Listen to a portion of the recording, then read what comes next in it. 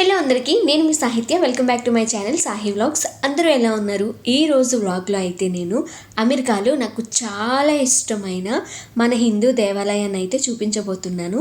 ఈ వీడియోని ఎక్కడ స్కిప్ చేయకుండా ఎండ్ వరకు చూడండి.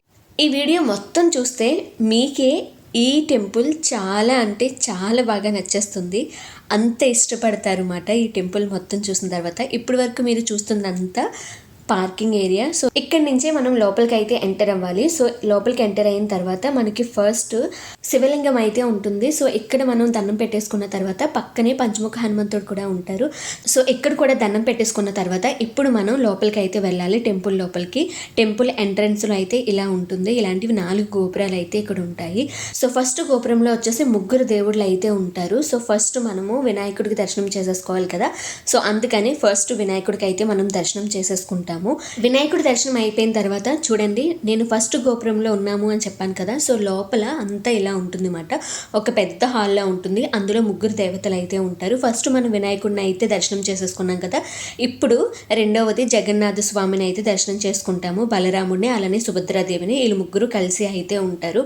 వీళ్ళు నిజంగా చూడడానికి ఇక్కడే చూసినట్టే ఫీలింగే ఉంటుంది. నెక్స్ట్ వచ్చేసి మహాలక్ష్మి దేవి అనమాట. మహాలక్ష్మి కూడా చాలా నిండుగా చాలా బాగుంటారు. నాకైతే ఈ టెంపుల్లో ఉన్న ప్రతి ఒక్క విగ్రహం చాలా అంటే చాలా నచ్చుతుంది. నిజానికి చెప్పాలి అంటే చాలా గుడుల్లో అసలు ఫొటోస్ కూడా తీసుకొనివ్వరు, కానీ ఈ గుడిలో మాత్రం మన ఫొటోస్ కానీ వీడియోస్ కానీ తీసుకోవచ్చు. సో అందుకే కొంచెం ధైర్యంగా అయితే మీకు కూడా చూపించగలుగుతున్నాను. నాతో పాటు మీరు కూడా దర్శనం అయితే చేసేసుకోండి. ఇప్పుడైతే మనం 2 గోపురానికి వచ్చేసామండి. 2 గోపురంలో హాల్ మొత్తం అంతా ఇలా ఉంటుంది మాట లోపల. సో ఫస్ట్ మనం వెంకటేశ్వర స్వామికి అయితే దండం పెట్టేసుకుంటాము. మనకి స్టార్టింగ్లోనే వెంకటేశ్వర స్వామి అయితే దర్శనమిస్తారు. చాలా అంటే చాలా బాగుంటారు.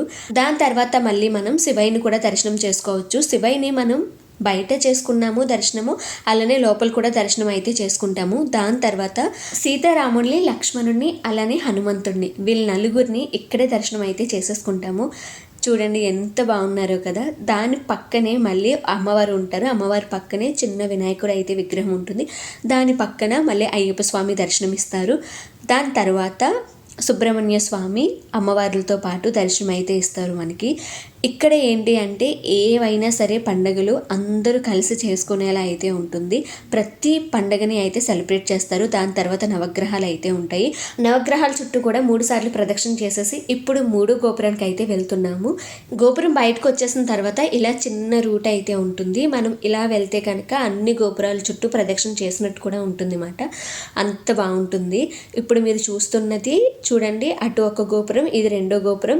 ఆల్రెడీ మనం ఫస్ట్ వినాయకుడికి వెళ్ళాం కదా, అది 3వ గోపురం. అలా 4 గోపురాలు అనమాట. సో ఇప్పుడు మనం ఫస్ట్ 3వ గోపురంలో రాధాకృష్ణులు అయితే దర్శనం చేసుకుంటాము. నాకు ఈ రాధాకృష్ణులు చూస్తుంటే అలా చూస్తూ ఉండిపోవాలి అనిపిస్తుంది, అంత ఇష్టం అన్నమాట. నెక్స్ట్ వచ్చేసి మనం శ్రీ ద్వారకానాథ్ని అయితే దర్శనం చేసుకుంటాము.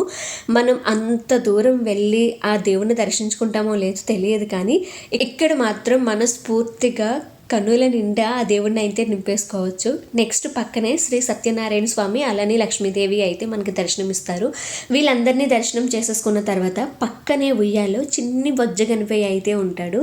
సో మనం ఈ బొజ్జగనిపైని కాసేపు ఉయ్యాలైతే ఊపేద్దాము. ఇంచక్క పడుకుంటాడు కదా. ధన్నుగాడికి ఈ టెంపుల్లో బాగా నచ్చేది ఈ ఉయ్యాలన్నమాట. చిన్నపిల్లలకి ఉయ్యాలు ఊపడం అంటే చాలా ఇష్టం కదా, ఎక్కువగా ఊపుతూ ఉంటాడు. నెక్స్ట్ పక్కనే శ్రీ అష్టముఖ నరసింహస్వామి దర్శనమిస్తారు. అలానే డోర్ పక్కన సాయిబాబా అయితే ఉంటారు. సాయిబాబా నిజంగా షిరిడిలో చూసిన సాయిబాబా ఫీల్ అయితే వస్తుంది.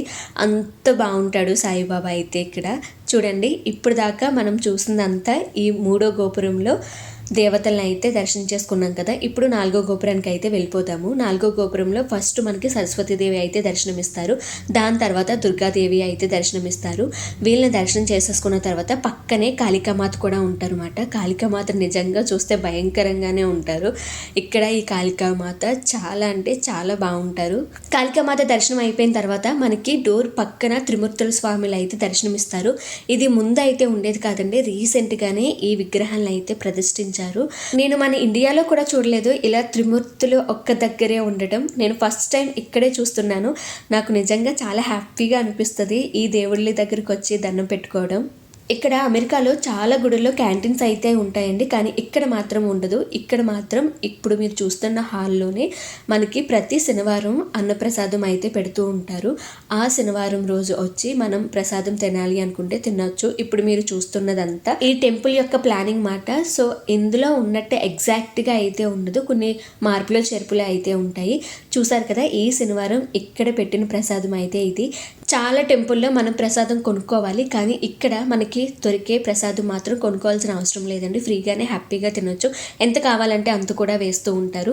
చూసారు కదా, ఇదండి ఈరోజు వీడియో అయితేని. మీ అందరికీ ఈ వీడియో అయితే నచ్చిందని అయితే అనుకుంటున్నాను. నాతో పాటు మీరు కూడా చాలా బాగా దర్శనం కూడా చేసుకున్నారు అని అయితే అనుకుంటున్నాను.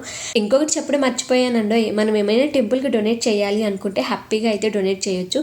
మనీ పరంగానే కాదండో, ఈ పువ్వులు కానీ వస్త్రాలు కానీ ఏదైనా సరే మనం ఈ గుడికి అయితే హ్యాపీగా ఇవ్వచ్చు. సో మీ అందరికీ ఈ వీడియో అయితే నచ్చిందని అయితే అనుకుంటున్నాను. మీకు ఈ గుడిలో బాగా నచ్చింది ఏంటో కామెంట్ అయితే చేయండి. నెక్స్ట్ వీడియోలో మళ్ళీ కలుద్దాం. బాయ్.